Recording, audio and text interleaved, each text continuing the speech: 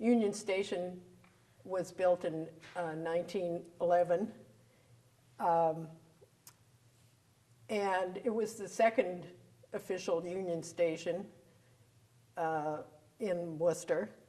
The earlier one actually wasn't that old when the current Union Station was built, but the state required railroad tracks to be raised above street level because of the difficulty with traffic that the railroad crossings created.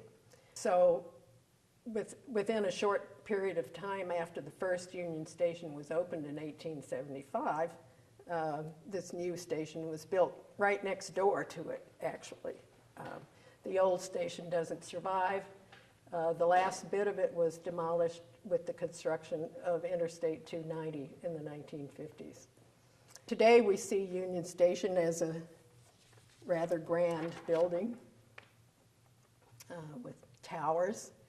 If you were in Worcester before the year 2000, you might have remembered Union Station looking like this. No towers, looking pretty derelict. It was vacant. The windows were broken out. The interior, the roof was leaking.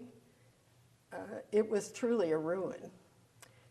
And because of public sentiment, a movement was created to preserve Union Station and to restore it, which I think we all appreciate today. But what Union Station looked like on the inside, it's actually surprising that it was possible to restore it because it was in such a terrible state.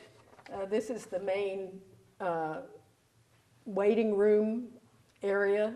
You can see here the benches, and between the benches in the waiting room, you can see this sort of greenish material here is the glass from the skylight above, which had all fallen down. If you were able to see this up close, you would see that the plaster had come off. It was in a bad, really bad shape. And for a while, you could actually walk in and see the ruin yourself. And my story is, my husband's aunt was visiting from Rome, and I said, "Oh, you have to come see Worcester's ruin." She was familiar with the Basilica of Maxentius in Rome, which truly is a ruin. The whole top part of the basilica, an ancient Roman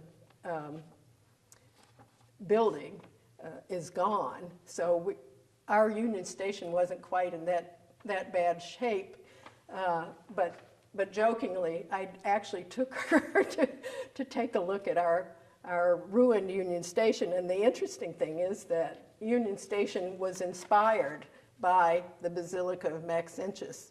It wasn't a copy of it, but it was inspired by Roman architecture, and also inspired by the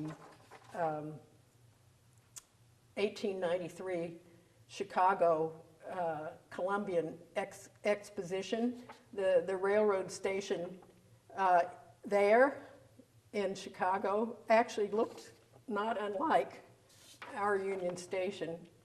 If you look at the central part with the three arches, there were no towers on it, but in Chicago, in that same white city, you can see other buildings that had towers similar to the ones that are on Union Station. So Union Station not only is a wonderful restoration, but it has, for Worcester, it has connections with ancient Rome and also with Chicago. And I remember after the towers were restored, what a surprise it was at times driving down a street that you were familiar with, and all of a sudden you saw these tall white towers looming above, and it was quite a thrill for me. The towers themselves, although the original design had the tall towers included, they were taken off very soon after construction because of the vibrations created by the railroad trains passing. So that's why the building looked like this. It looked actually more like the Basilica of Maxentius in the 1990s when the work of restoration began than it did when it was new.